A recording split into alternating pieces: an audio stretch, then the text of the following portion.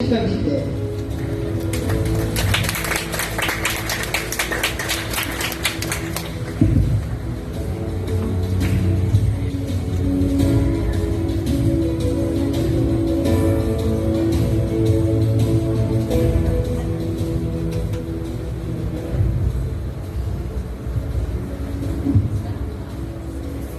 Hello.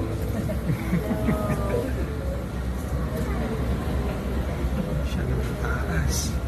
To our Executive Director, Dr. Mirna Quinto. Our Director, Dr. Jomar Redubla.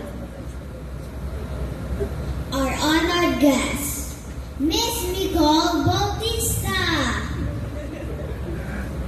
Teachers, parents, ates, kuyas, and my fellow baby pals. Good morning! Morning. I am Maria Alicia Eleanor D. Ramos. I was a first grader this year. It feels like just yesterday. I was sitting where you are, graduating from kindergarten. And soon I'll be a second grader. To all you amazing baby times, a big congratulations on finishing kindergarten. You totally did it. Now you're all ready for your next big adventure. First grade.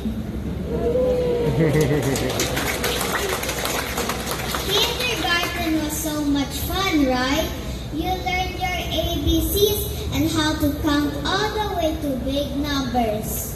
All that learning made you super ready for elementary school with the help from God, your parents, and your wonderful teachers.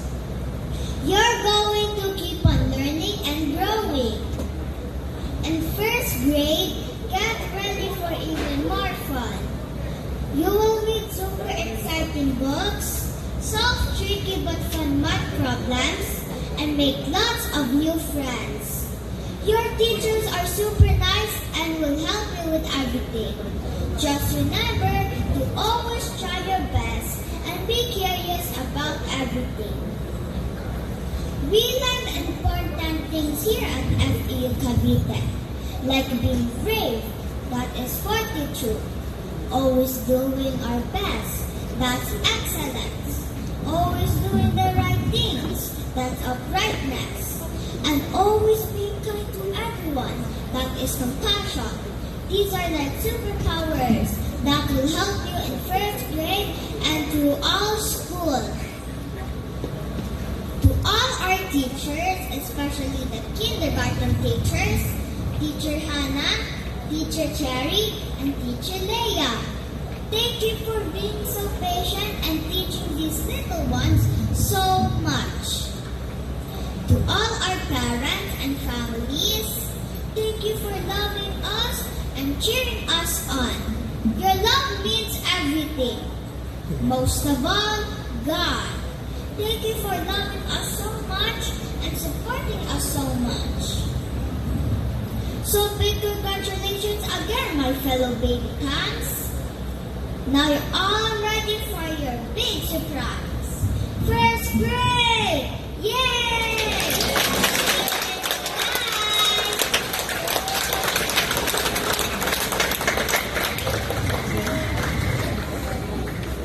Thank you for those inspiring words, Ms. Ramos. As we continue the meaningful celebration, let's now hear words of gratitude. Please welcome Ms. Maria Alessandra T. Atienza, Academic Excellence.